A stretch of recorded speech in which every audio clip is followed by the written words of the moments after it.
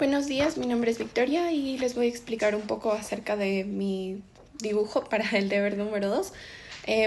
Primero se divide en dos partes, fotosíntesis y respiración celular. Para la fotosíntesis hay que tener en cuenta que es un proceso en donde capta la energía lumínica y la transforma a energía química, glucosa. Inicia con la molécula de agua y CO2 y energía y la transforma en glucosa y libera oxígeno que es respirable para los seres humanos. Hay dos partes importantes dentro de la fotosíntesis, que es la fotólisis, en donde se rompe el agua y podemos liberar el oxígeno. Posteriormente, los electrones pasan por la cadena transportadora y forman ATP y NADPH.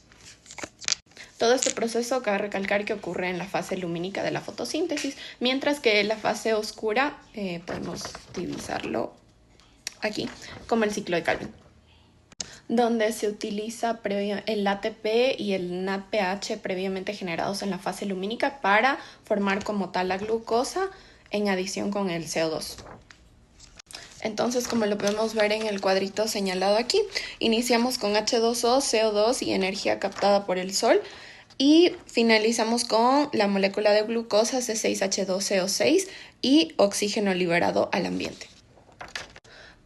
Posteriormente hay que tomar en cuenta que la fotosíntesis y la respiración celular están ligadas debido a que posterior va a utilizar la molécula de la glucosa para iniciar con el proceso de respiración celular. Ahorita lo voy a explicar. Bueno, para comenzar con respiración celular vamos a utilizar la molécula de glucosa que antes generamos con la fotosíntesis y la misma se va a dividir para formar dos piruvatos y como producto de esta fase de glucólisis vamos a obtener 2 NADH, 2 ATP y 2 piruvatos.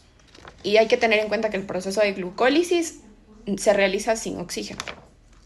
Siguiendo está la oxidación de los piruvatos que se da en la matriz mitocondrial, en donde el piruvato se transforma en acetilcoenzima A, liberando CO2 y formando NADH.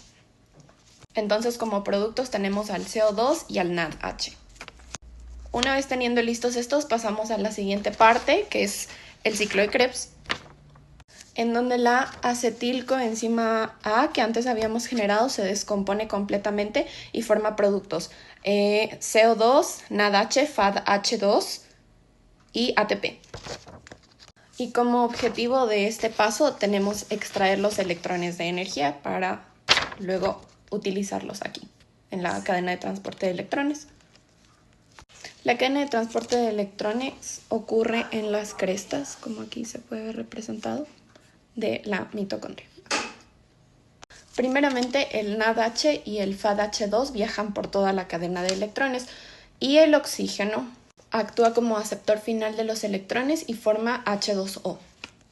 Y en esta parte es en donde se produce la mayor cantidad de ATP. Y como producto final de esta fase obtenemos el agua H2O y 34 ATPs. Y si podríamos conectarlos de alguna manera, se podría decir que es por el ATP.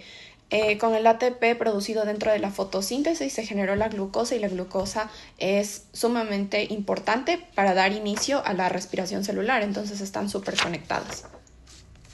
Adicionalmente también hay que tener en cuenta que sí se podría decir como una ayuda dentro de la fórmula de la fotosíntesis en donde se empieza con H2O y CO2 más energía, se produce la glucosa más el oxígeno.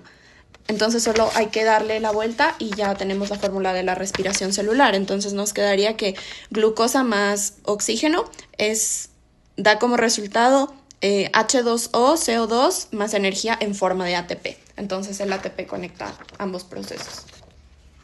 Muchas gracias.